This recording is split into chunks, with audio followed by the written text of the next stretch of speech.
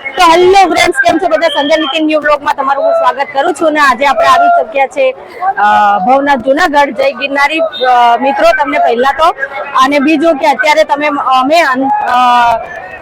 મંદિરની આગળ ઉભા છે અને અત્યારનો તમે માહોલ જોઈ શકો છો. શિવરાત્રીનો એક દિવસ બાકી છે અને અત્યારે એટલી બધી ભીડ થઈ છે.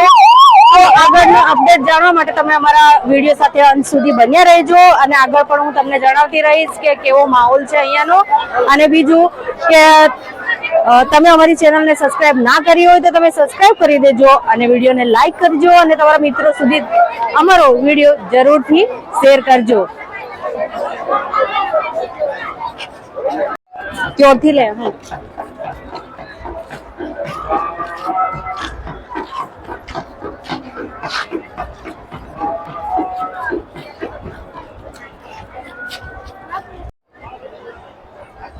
તો મિત્રો તમે જોઈ શકો છો અહીંયા ભારતીય આશ્રમની અંદર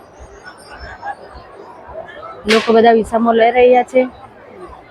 સૌથી શ્રેષ્ઠ જગ્યા શ્રદ્ધાળુઓને માટે ભારતીય આશ્રમ છે અને ભારતીય આશ્રમની અંદર અત્યારે બધા વિસામો લઈ રહ્યા છે. શિવરાત્રીના એક દિવસ પહેલા લોકો શ્રદ્ધાળુઓની ભીડ એટલી બધી વધી ગઈ છે. જગ્યા પણ અહીંયા આપણને જોવા નથી મળતી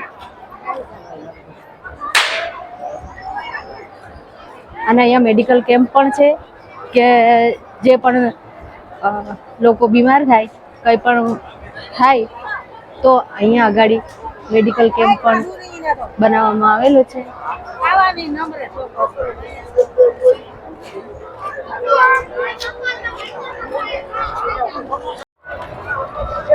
આ ભારતીય આશ્રમના આગળનો માહોલ તમે જોઈ શકો છો અને આ બાજુ ચકડોળ અને બધી લાગી ચૂકી છે અને રાત્રે નો માહોલ પણ હું તમને બતાવવાની કોશિશ કરીશ અને તમે અમારા વિડીયો સાથે અંત સુધી બન્યા રહેજો.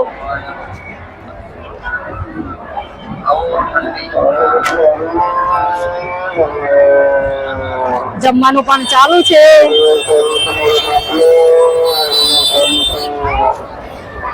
અત્યારે મેળાનો માહોલ તમે જોઈ શકો છો.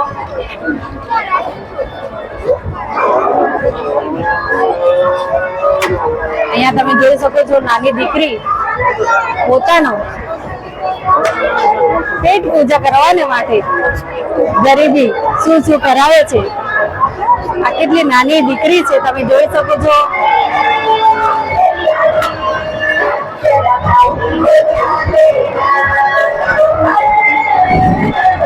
દીકરી કેટલું બધું બેલેન્સ કરીને દોરી ઉપર ચાલી રહી છે મિત્રો.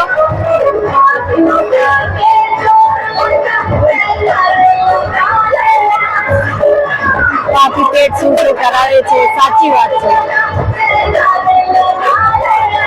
આટલી બધી ગરમીમાં તડકામાં આ દીકરી અહીંયા દોરી ઉપર ચાલી રહી છે.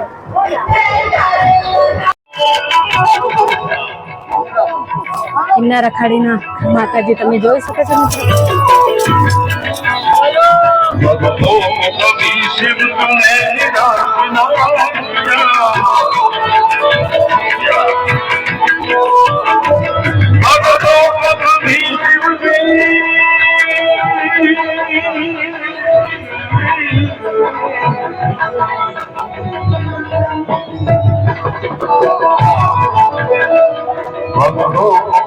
शिव तूने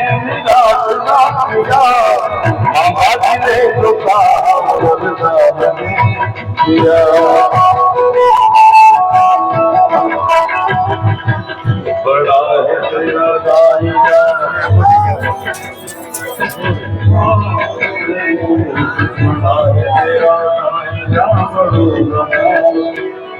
बड़ो दादा